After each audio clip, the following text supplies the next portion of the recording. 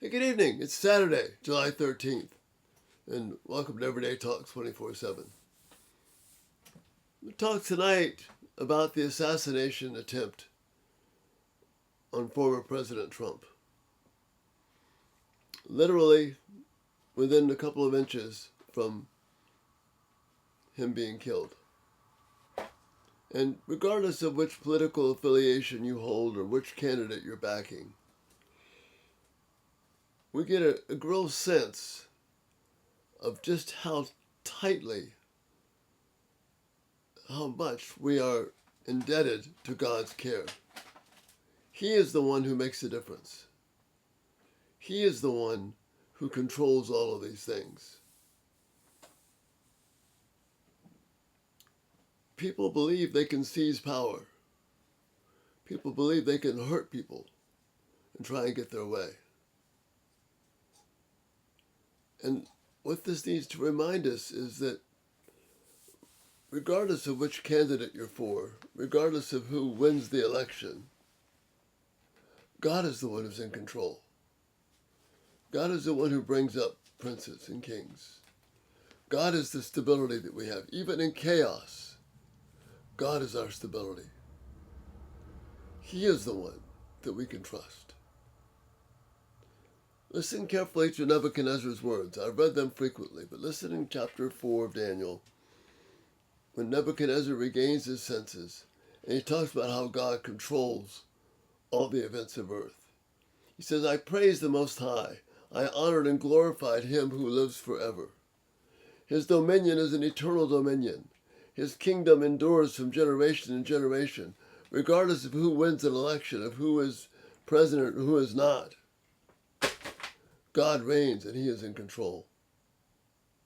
All the people of the earth are regarded as nothing. He does as he pleases with the powers of heaven and the peoples of earth. No one can hold back his hand or say to him, what have you done? See, that is our peace, our safety. Paul echoes these words in Colossians chapter 1 when he's talking about Jesus, who is our King, who is in control. So Paul says this about Jesus in Colossians 1 verses 15 and following. He, Jesus, is the image of the invisible God, the firstborn over all creation. For by him all things were created, things in heaven and on earth, visible and invisible, whether thrones or powers or rulers or authorities. All things were created by him and for him. He is before all things, and in him all things hold together.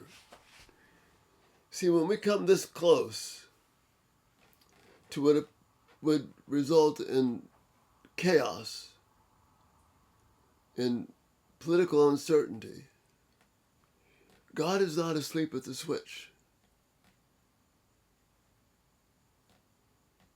His purposes today played out. That's not an endorsement of a political candidate. It's a statement of reality. Things may get more chaotic between now and our election. That doesn't mean that people are in control. It doesn't mean that God has lost his power or his rule. It doesn't mean that we have to become overwhelmed and scared as if we have no hope. It's just the opposite.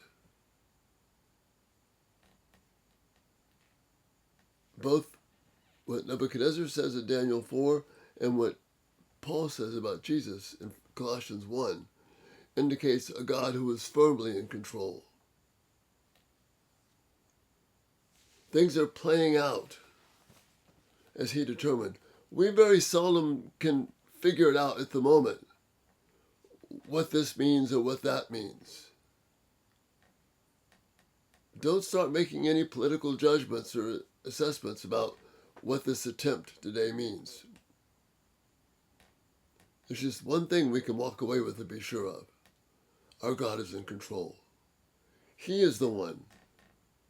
If we want change to happen in this country in the hearts of people, we've got to turn to God in repentance.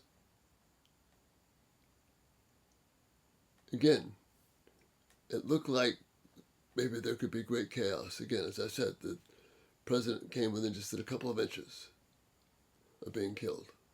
The last time we had an attempt on a president or a presidential candidate was in 1981, when Hinckley fired shots and wounded President Reagan. It's been 43 years since then. God remains in control. That's what we want to hang on to. We need to pray that God would grip hearts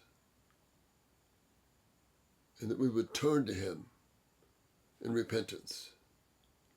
We would turn from our own desires and things we could think we could control things and realize that God is in control.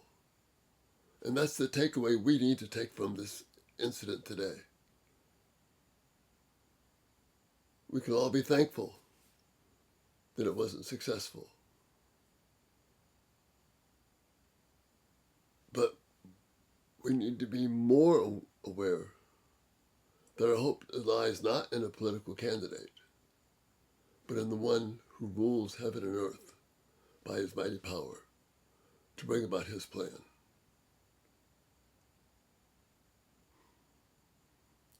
Our God is in control. Jesus does reign. He is the one to whom we must all look to. May God grant repentance.